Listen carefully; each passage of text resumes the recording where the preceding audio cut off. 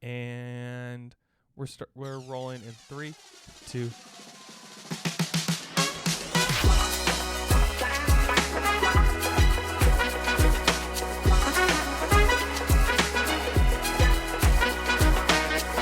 Glenn Brown. Ryan Mione. Do you like that little radio start? I love the radio start. I did the 3, 2, 1, and then I didn't say 1, and I pointed at you all fancy, and then I said something. I got really excited. Yeah, I think this is the new start. Yeah, even though the listeners won't hear any of that. Yeah, you have to do it every time. We'll include it this Yeah, sure. Just this once. What you guys see behind the very professional curtain, as there are tripods and screws everywhere. We were gonna film just everywhere. We were gonna film today, but someone wasn't prepared. I'm sorry. I'll take the heat. It was me. I was the not prepared one. But we're gonna record an episode. We're gonna kind of chat a little bit about. That's how magic? you normally start a podcast, together? right? We're gonna record an episode. We're gonna record an episode. A totally casual opening All right, to this Glenn, podcast. you do it. You take it away. All right, let's hear it, Glenn. What are we doing today? Okay, so just to recap, the premise of the show is that we are two friends who constantly suggest movies, video games, just general Podcasts. content to each other, and then more often than not, we never end up actually doing those things. Yep. So we are forcing ourselves to do these things through this podcast. So I think that was good. That was good. Okay, good. I like that we started the podcast with explaining what it was, rather than saying we are recording now and we are going to talk. I don't know. I think I liked your opener better. Mine was too long. It was too long to the point. But each episode's going to kick off with the person reviewing what their suggestion was from last episode. Yep. And then throwing it back at the other person and giving them something for the next episode. And I believe you are reviewing Magic the Gathering. Yes, I am. Which feels like forever ago. It does feel like forever. It's been a little bit since our last episode. And then you are going to be pitching me something. Yeah, I'll pitch you something back. And I'm nervous. I don't think you're prepared for it. I don't think.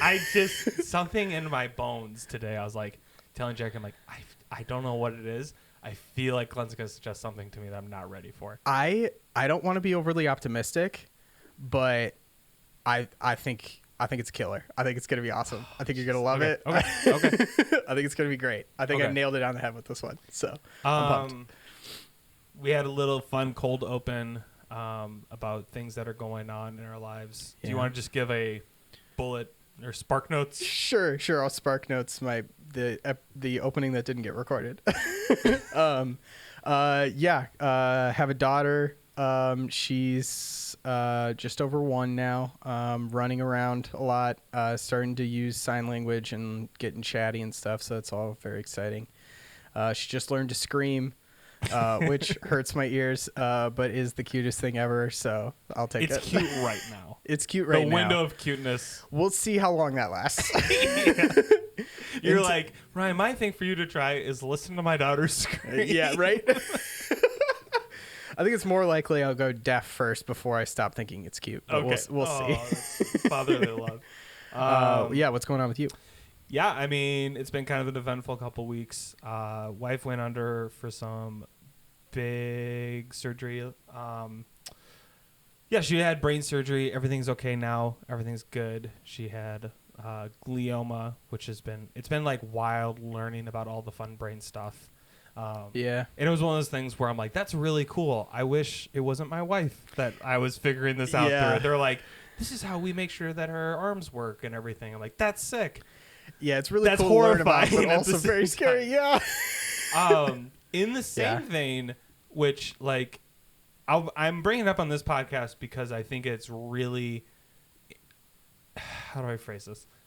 I think it's important to bring up into this podcast specifically is I just recently, it's not like super official, but a specialist was like, you definitely seem to have ADHD, which I didn't know.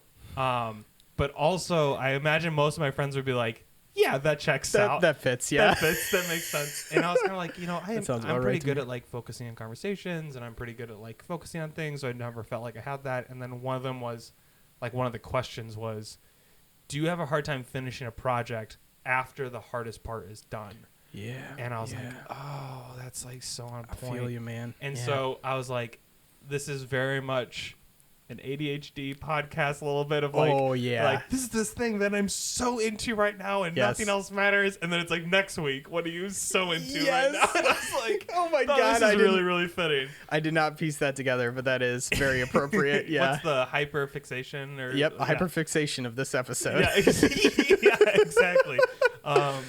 So yeah, those just pretty eventful things going on in my life, but like honestly, everything's going really well. Things are good. I'm very very That's good. thankful.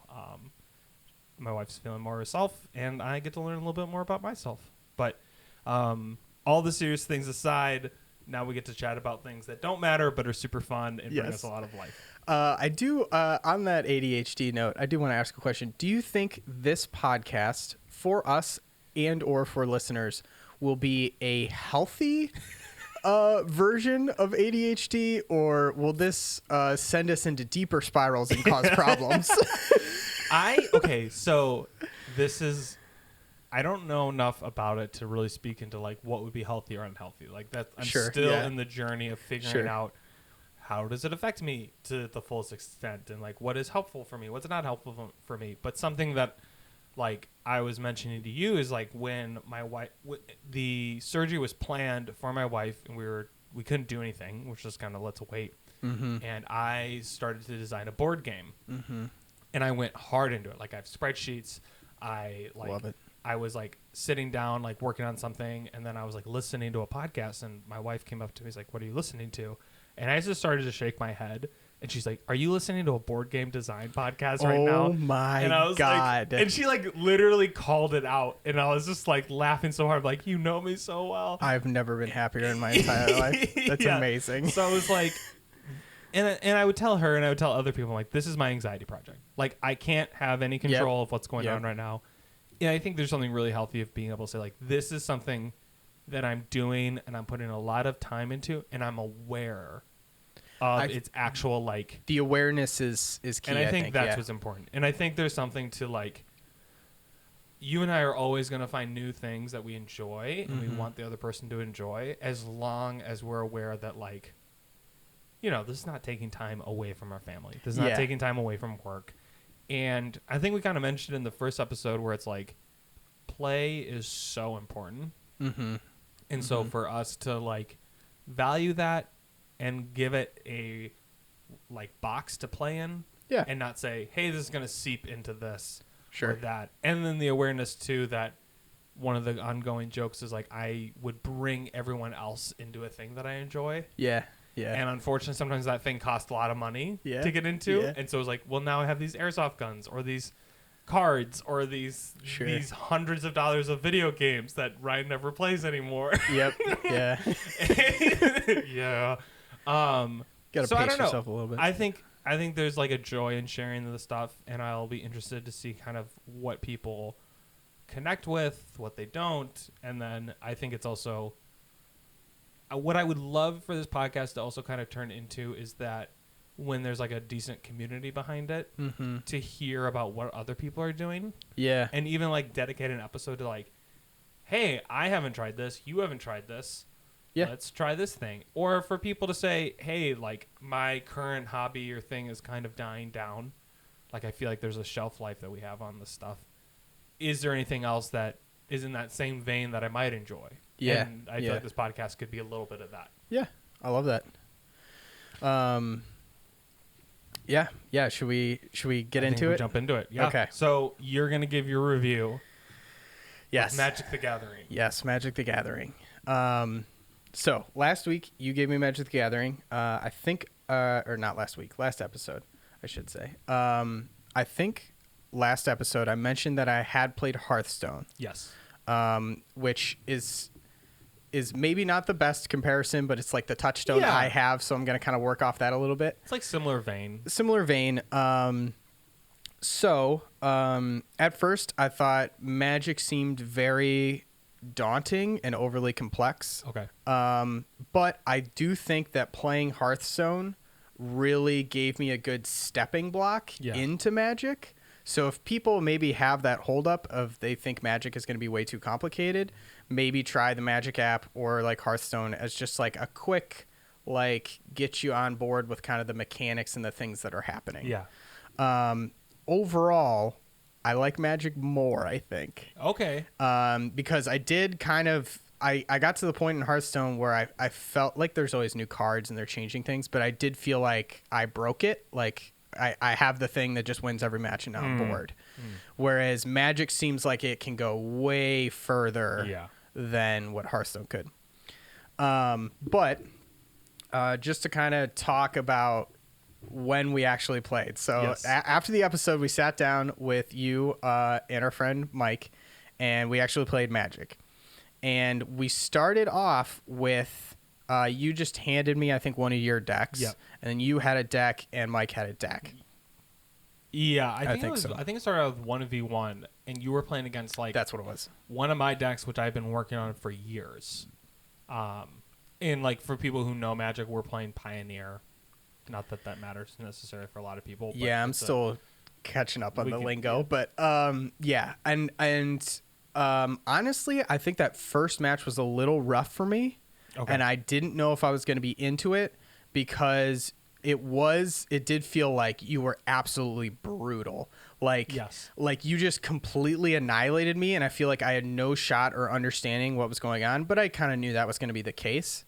You didn't feel like we were trading blows. This was more like, let me show you how to play by destroying you completely. it's like we're in a boxing ring and you put like giant foam pads on my fist and you had like brass knuckles and you were just absolutely beating the crap out of me. That's what it felt like. But then we did, you're going to have to help me with the terms, but then we did like, it was a draft where we all opened up packs of cards and kind of built a deck right there and then played with those decks. And I fell in love with the game. Yeah. That's where it was awesome because I felt like it was much more of a level playing field. We're all figuring out our decks as we're playing. Yep. So it wasn't so much of just a brutal slaughtering. Mm-hmm. And I also enjoyed way more playing with 3 people than I did 2. Yeah. Because the 2 just felt like, you're just like punching each other back and forth. But there was like a little bit more of a dance and complexity to the 3 people where you have to kind of manage who you're targeting. Yeah. Which I enjoyed a lot. But yeah, now, well, I mean, I just randomly drafted that deck and like went with the colors that had green, white. That just happened to be like what a majority of the cards in that pack were. But now I like feel this attachment to this deck. Oh, 100%. You know, like now I want to improve this deck and figure out how to make it better. And I know that's kind of dangerous because I know this is just a starting place of like I randomly drew this deck. I could get way more ridiculous. By like finding specific cards online and all this stuff. And I told my brother-in-law, who's super into Magic, that like, oh, I just played for the first time, and he sent me like 20 individual cards that he either owns or wants to own, and each one of them are like, this would completely break the game. I don't know 100%. How like how could you possibly do anything against this? But he sent me like 20 of those, which is so crazy to me. But yeah, I did have the thought of last episode, you reviewed Wingspan. Yes. And I think you mentioned that one of your major complaints was that you couldn't throw blows at each other. It was very like you're contained on your own and you're like competing. Yeah, and I wouldn't say like complaint, but I think that's something I look for in a game. Exactly. And I feel like Magic is the essence of that. Yes. Magic is specifically just throwing blows at each other. Yeah. And I think, okay, so there's like there's the funny side of that of like, oh, that's so Ryan to like want to screw people over in games. But to me, it's so responsive. Where Wingspan felt like I was playing next to you. Yeah. Magic feels like I'm playing against you and with you. Yeah. And I feel that. I have some more like advancements in the whole Magic thing, but I want to hear more kind of like what you liked about it, what you didn't, and stuff. So I think it really started clicking with me, honestly, once I built that deck, and I read through all the cards and I was like, okay, like I'm kind of piecing together how these cards are interacting with each other. Like I'm catching on to that. But then once we actually started playing and I could see these like chain reactions happening, Yep. basically building the engine, Yes. it felt so good. Yeah. Like I was like, okay, I could see how I'm getting sucked into this. Yes. This is very good. And then I think there was only one game that actually won. But I was playing like cards that kind of revolved around like gatekeepers, and like my lands were gates, Okay. and there was like gatekeeper cards. This is on the app? No, Oh, this was against you guys. Oh, okay. When we were playing the three of us. But the game basically got down to where it was like 2, 4, 5 for health. Like we were all Yeah. near death. But then like I had one card Yes. that's like, okay, for every gate you have, you gain 2 health. And I had like 5 gates out. Yep. And then like I had something that like doubled it. So I went up to like 22 health. So it was Yes. 22 to like 4 to 5. And I'm like, well, I got you now. Yeah. Yeah. And there was like, there the was this best. feeling while playing where it's like, it was fun to do the draft because you can only craft so well. And it's all random cards. So I loved that there was just this equalness to it. And it was just like, okay, like Glenn's deck is just working right now. Yeah. And sometimes you might draw the cards where it's not working. Yeah. Where it's like there is skill and there's just enough randomness in it that keeps it fun, but not enough where it's like, oh, I would have beaten you if I Yeah. had, Yeah. blank. And I feel like I totally see the love for like really crafting a deck that you like carry with you and like go to competitions and stuff with that. Like I totally understand all that. I think specifically for someone who's playing for the first time, draft would be the way to go. Oh, interesting. So that like I'm like drawing these cards and slowly reading through them just to get kind of a grasp on how they Yeah. interact. But also it's like a level playing field where like I feel like I can do things, I'm Yeah. not just getting beaten, Just, yeah. you know what I mean? Yeah. But yeah. What did you like?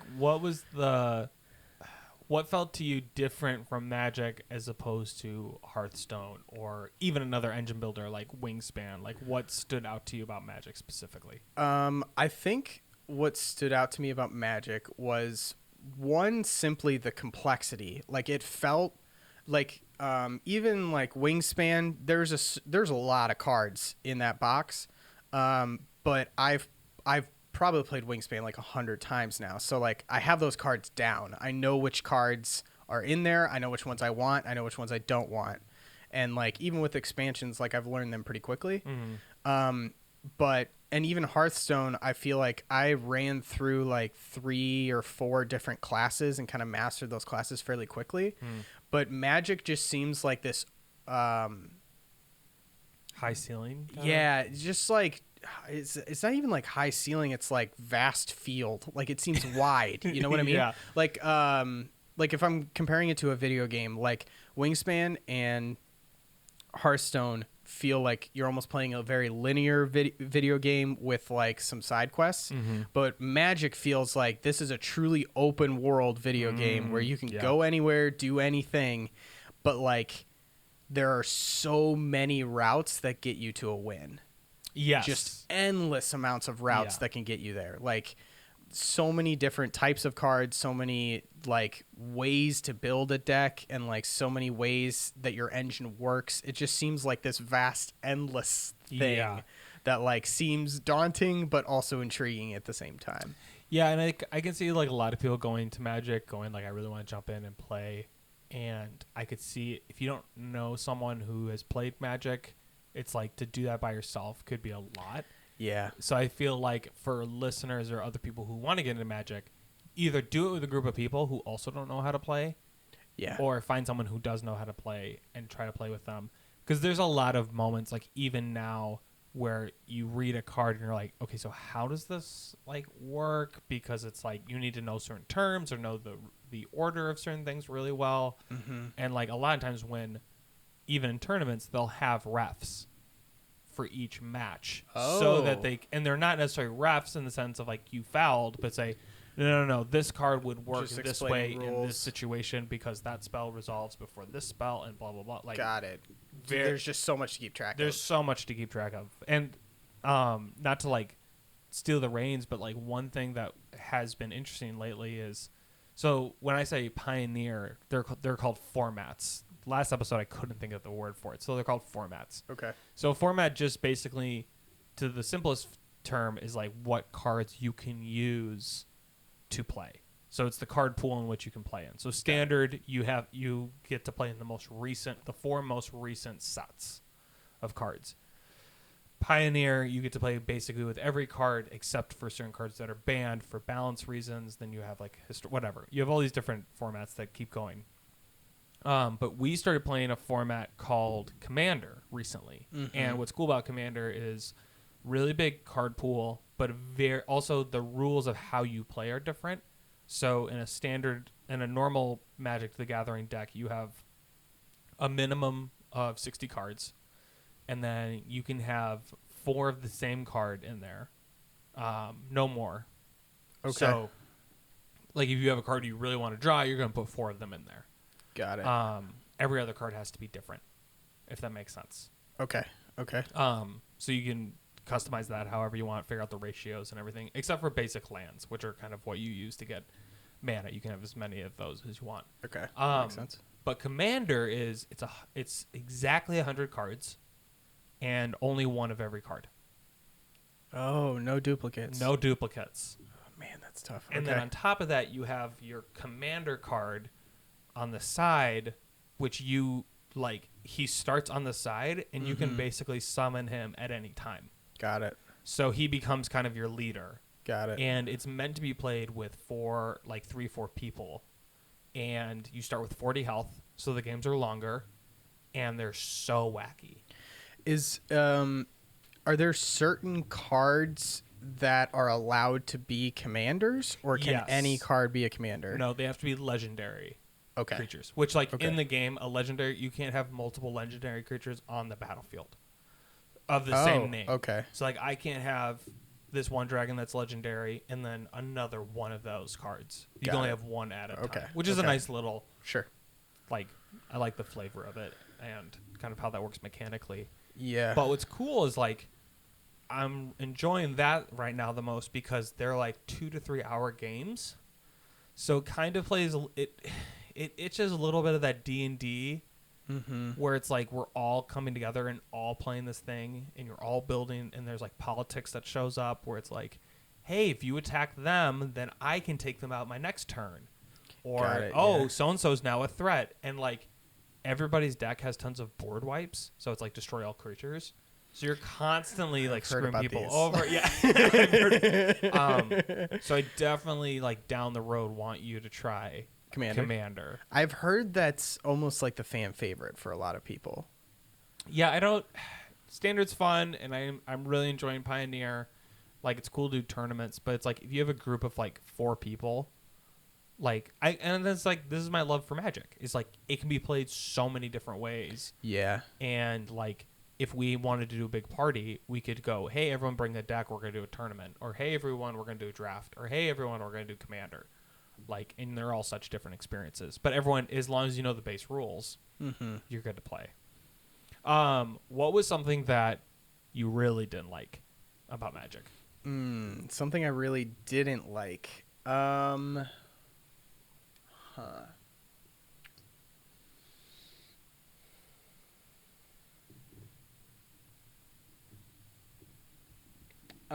mean, I kind of already talked about I feel I could see the barrier to entry being very difficult for a lot of people. I wish there was a better way for that barrier to entry to be easier to get through. Cause I'm a person who's very into strategy games. Yeah. I'm all over stuff like that. I'm a lover of board games, just all over it. But even with that, it felt very daunting to get into. Yeah. So I also just imagine it being a very competitive thing. I hear about competitions all the time and stuff like that. And the idea of like walking into a competition seems absolutely insane to me. Like I feel like I would just walk in and be laughed out of the room. Like I don't know what point you need to get to where you feel confident going to a competition. And it's interesting you bring that up because I've been listening to multiple podcasts that are specifically about that, about Magic tournaments. And what's cool is like you're saying there are multiple podcasts about Magic. There's so many. No There's way. One's just about Pioneer, one's about Commander, one's about Arena. All of course. But what was cool is like a lot of times stores will hold like tournaments. Yep. And then I'm gonna butcher. I think it's called PTQs, where you can play at a store to then get qualified to go to the next round of tournaments. Gotcha. Okay. So it's like, and if you get humiliated, you get humiliated at a small tournament. It's not like you're going to a convention. Sure. Yeah. I guess that's not too bad. But that's like kind of what I would love to do is to just start dabbling in that tournament field. I did find a local game shop by where I work, and I did walk in there and buy Magic stuff. Yes. What'd you get? So I got another like random pack of cards. It was like the cheapest pack I could get. I just wanted some more stuff. I got some basic lands, and I got those like modifier dice, like a pack of those. But it did. To be fair, there was 2 people in there playing Magic at the time and seemed very welcoming. Like they wanted me to come talk to them. That's amazing. Yeah, but that was also intimidating because I don't know what I'm talking about. You're like, yeah, green. Yeah. Yeah. So, but yeah, I forgot what the question was, but I think it was just like what you generally don't like, and you're saying the entry level. Yeah, I feel like it is a very intimidating thing to try and get into. Yeah. But I also thought the same thing about D&D, and I feel like that has softened a lot for a lot of people. Like I feel like D&D has become just kind of a mainstream thing that people are trying now. So maybe the same thing happens for Magic. I don't know. So someone who's listening or a friend of ours or whoever, they're hearing this, like, oh, this seems kind of cool. You're like, this is made for you. If you're this kind of person, you need to try Magic the Gathering. And then if you're this kind of person, maybe wait till the next thing. Are you asking me what those things are? Yeah, like what kind of person would be? Yeah. I think one, if you have a lot of free time, Matt, if you have a lot of free time and you want to get into something that's really going to not only like fill that time, but like feel good feeling that time. Like it's not a waste of your time. Like it feels good to like build up these 100%. Things and like you feel a sense of ownership, and it's like a way to socialize with people. Like you have to play it inherently with other people, which makes it very social. But yeah, and if you're deep into any kind of engine building strategy kind of thing, I feel like this is the essence of that. Like the whole point of the game is to build a ridiculous engine that just like slaughters people. Yeah. So like this is just, it seems so up your alley. Like those, I think those things. And then maybe this isn't for you. Pretty much the opposites of those things. If you really like strategy but don't have a lot of free time, stay far away from this. I think it could easily consume you in a painful, bad way. Yeah. Kind of like what we were talking about in the beginning. Like if you're like, hey, I want something fun and that's high strategy, but I don't have a lot to time. Yeah. This is not something that your hyperfixation should go down. Yeah, maybe go with something lighter that'll burn out quicker. Yes. But yeah, and I think like if you're just a casual board gamer who's like maybe leans towards like Catan and games of that, like this probably isn't going to be too up your alley. Like this is a pretty heavy strategy game with a lot of things going on, I think. So 100%. Yeah. Do you want to give it a rating? Ooh, a rating on how it is for me. I don't even remember what my scale was from previous episodes. We did like a random rating. How about this? The scales will not be consistent. Was it love at first try? Ooh. I like this. Okay. I would have to say yes. Yes. This is love at first try. Let's go. Yeah. Okay, good. I could see very much spending time with this and enjoying playing with people. Yeah, definitely love it. Yeah, it's good. Do you have any last comments or questions before we jump into the next segment? I don't think so. I think we said what needed to be said. I do not believe this will be the last time we talk about Magic. Oh no, this will definitely be. I definitely want. I don't think it's enough. Words. I'm struggling to find, as we are moving forward with this podcast, what things are worth bringing up, because there's currently an app I've been playing that I really am enjoying, and it's not like, I wouldn't say it's the hyperfixation. It's not the like, I'm head over heels for this thing, but it's been a really awesome small time commitment. Sure. And I feel like the things I want to pitch to you are things that are going to take up a lot of your time, like a video game or I don't think or it a has TV to be show. that. Yeah. And so it's like me trying to go like, hey, I really want you to try Commander with us sometime. Mm-hmm. And maybe we can chat about that. Ooh, but it's okay. like, I don't know if that's a whole episode. Sure. I feel like I think I already pitched this kind of concept to you. I haven't come up with a good name for it. I'm gonna call it. We'll see if this sticks. I'm gonna call it reflection episodes. Reflection episodes. Okay. Where like I feel like there's plenty of opportunity for, like, you suggest a TV show, and like obviously if it's a long TV show, let's say, okay, just That's watch right, season yeah. 1. Yep. We'll talk about it next time on the next episode. But then maybe, I don't know, like 20 episodes later, I finish the show. We might want to talk about it again. 100%. I think it's fair to have topics that built off previous topics. Okay. I That's feel good like to we know. could do that. That's good Yeah. to know. Okay, cool. All right, so we're going to run to our quick little middle segment, our quick ad, or highlight, or whatever we want to call it. Yeah, And we'll need a then name for it. one day we'll come up with a solid name for it. Today's not that day. Yeah. And then we're going to jump into your suggestion, which I don't know why, but I'm highly nervous about it. I can't wait. I'm so nervous. All right. And we'll see you on the other side. Okay. And we're back. Please, Carter, cut that. Please. Nope. Carter, leave it in. I loved it. I'm the one paying you. That You will that is cut fair. that, and that is an order. Carter, I got $20 in my pocket. I guess we'll find out. All right, so we're back from our little break, and Glenn is now going to pitch me. I thought it was going to be an anime show. It is not an anime. It is not show. an anime. I'm trying I try- not to go give me- hard on the anime. I'm going to try 3 guesses. I do want to pitch you a lot of anime. So Please it's hit not me an with- anime show. Is Yep. it a game? It is a game. It's not. Is it a video game? No. It's a board game. It is a board game. At the risk of this becoming a board game podcast, I am pitching you a board game. Is it that Contagion one? It is not Pandemic. Pandemic. No. It's not Ticket to Ride. Nope. All right. Nope. Those are my 3 guesses. Okay. Glenn, what is it? Okay. So, I want to preface this with, as I said before, the one thing that like wasn't for you about Wingspan was that you didn't get to punch people. Like Yes. you didn't. There wasn't attacking back and forth. There's no physical harm that I Yeah. could deal with. So I think I have nailed the perfect Ryan Me On board game. I feel very good about Okay. this. So,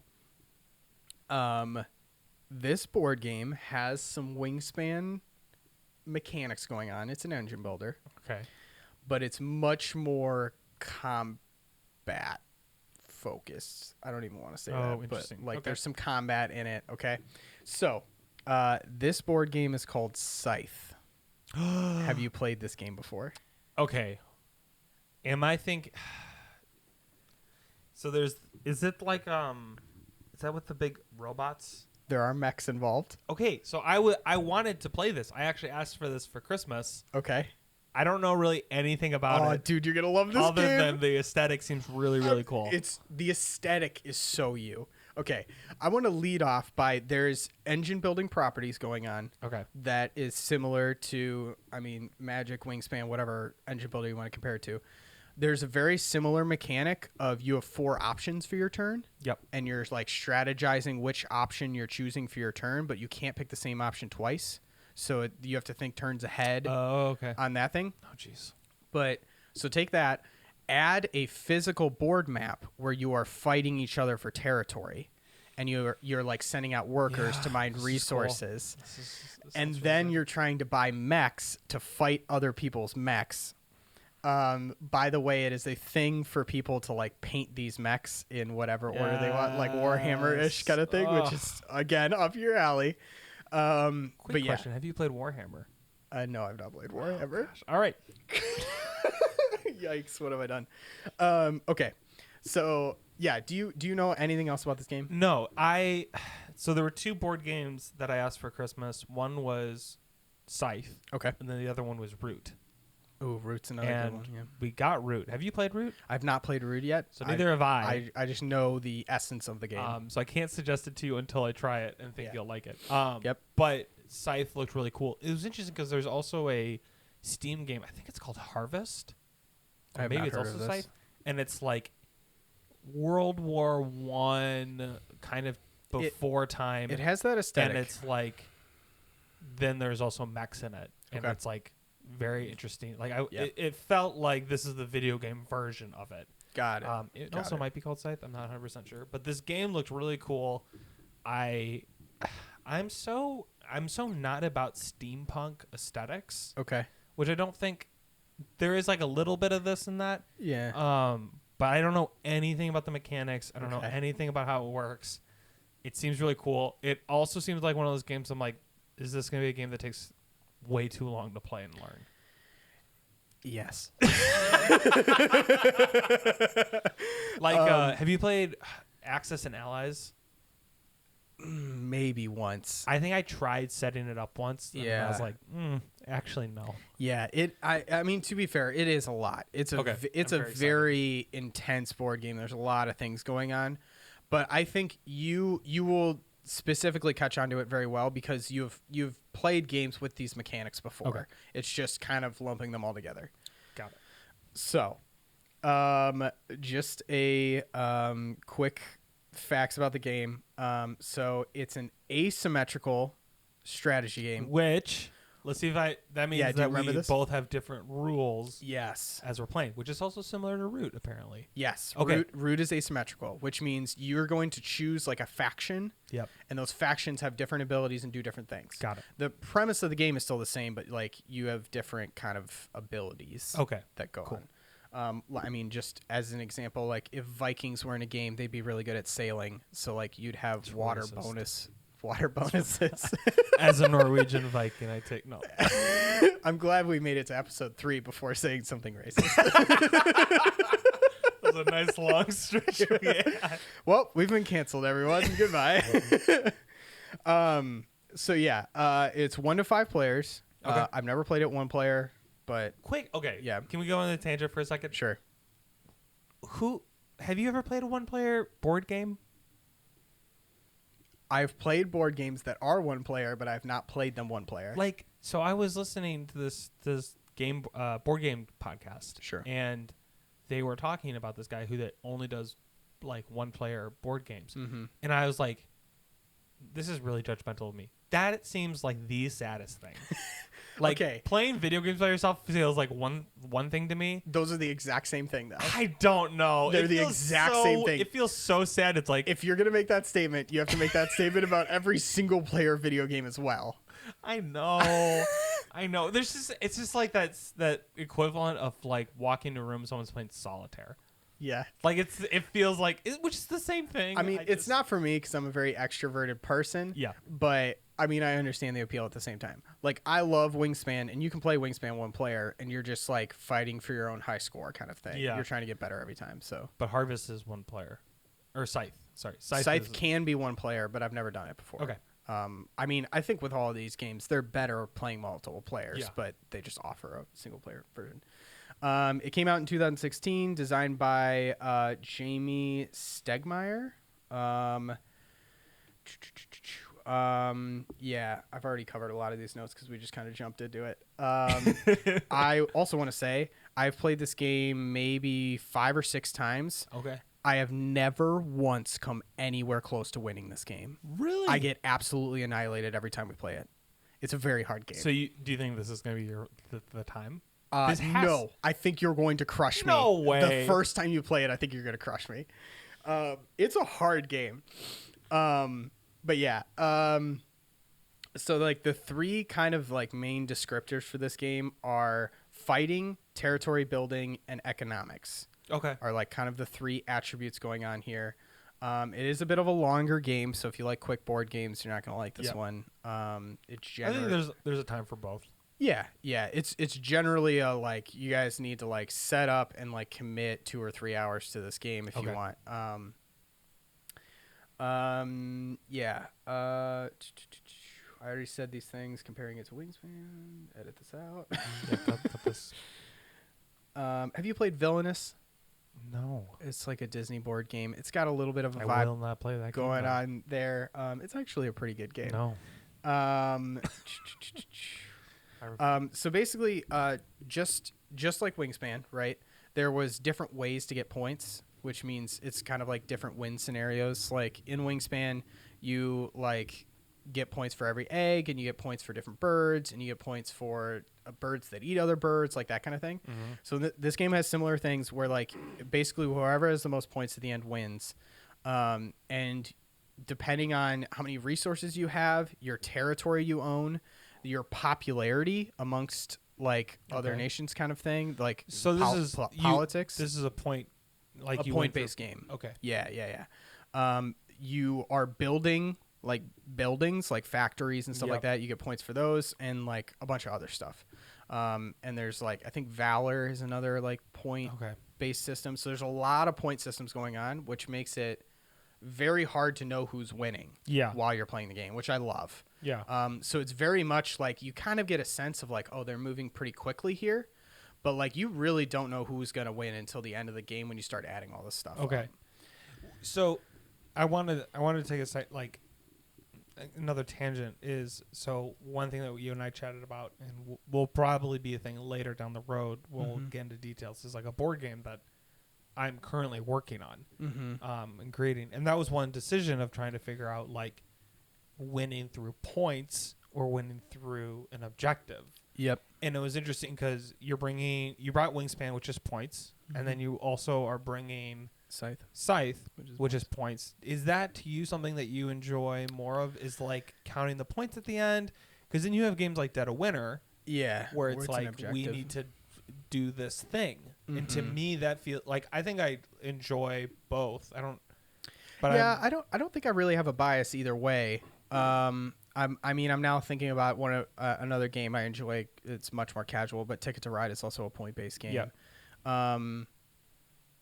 Yeah, I don't think I have a bias either way. I just think these like hardcore strategy games just have to kind of lean that way a little yeah, bit, where it's a little bit of a numbers game. Otherwise, like it's hard to have a win objective that you can get to multiple different ways. yeah, If that no, makes that's true. sense, you That's know. a good point. So I feel like the point tracking is just an easy way to do it. And then did you play this game and then get it, or did someone buy this for you, or did you just go, this looks cool, I'm going to buy it? I do Like- not currently own this game. I actually Okay. borrowed it from my brother-in-law, who Got it. introduced it to me. Okay.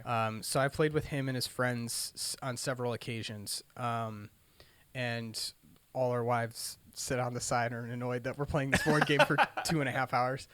That is something kind of interesting to bring up, is like I think you and I like very high strategy games, Mm-hmm. and our wives do not. Mm-hmm. And so it's like finding things that you can do with your wife, and then also finding things where it's like, I'm going to go off the deep end into a game Yep. like Magic Yeah. or Scythe. Yeah. Yeah, and I think, I mean, for my wife, Holly, specifically, I think Wingspan is like the highest level of strategy that she'd kind of enjoy. So, I mean, this is definitely not a game for her. So, I mean, if you don't like strategy, this is not going to be your game. I'll tell you that right off the Okay. bat.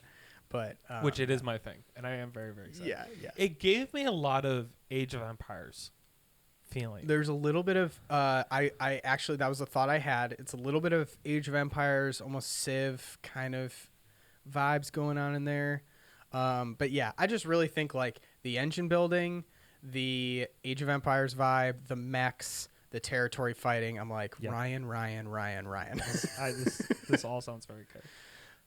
So like one thing that happens for me when I suggest something to someone is I'm like, Mhm. okay, they're gonna love this, and then Yeah. then there's like, but I don't know if they're gonna like Like this part. Like, is there any of that showing? Like, I mean, honestly, the thing I'm most worried about is the like initial learning curve and length of the game. Yeah. Like it is a bit of a commitment your first time playing. Yeah. It's a lot to kind of grasp right off the bat. There's a lot going on. But I do think if you can get over that hump, and I mean you play Magic, so yeah. I think you get over that hump pretty easily.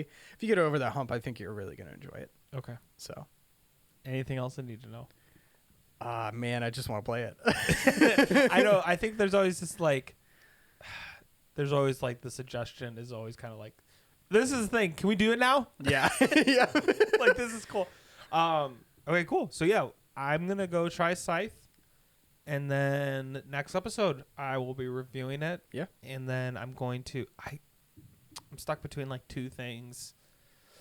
To suggest me? Yeah. Okay. Well, here I'll bring this up now. Would Okay. you rather try a video game Mm. or a movie? Mm. The video game is fun, but you haven't played anything like it. Okay.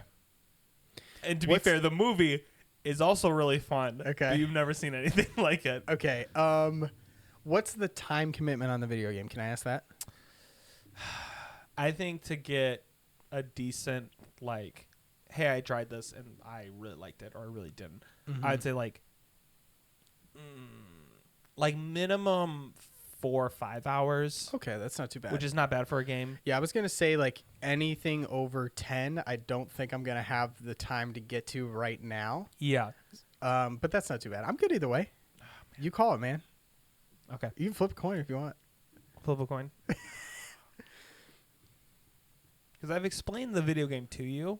You also have time to decide. I mean, we got a decide. whole round of Scythe. I know. Okay, we'll do this. I'm gonna ask Siri to flip a coin. Heads, it's a movie. Okay. Tails, it's the video game. Can't wait. Hey Siri, flip a coin. Oh, it didn't say it, but it's Tails. What was Tails? Tails was the video game. Hold on. I don't remember, first of all. But two, you just held the phone up I to held the the mic, phone up, and it it was- seems like so dramatic, like I'm waiting for this drop, Dead and then you're silent. like, oh, it didn't say it. Okay, we're gonna try that again. Heads this movie. Tails is video games. I think that's what we did last time. We're gonna try this again. Okay. Hey Siri, flip a coin. Heads. Okay. All right. So it's a movie. Okay, we're doing the movie. Sweet. I'm pretty sure wait. it was video game last time, but that she said heads, so that is more official. So we'll Yep. talk the movie next episode. And yeah, it's been a pleasure as always, Glenn. And I'll see you in the next one. Can't wait.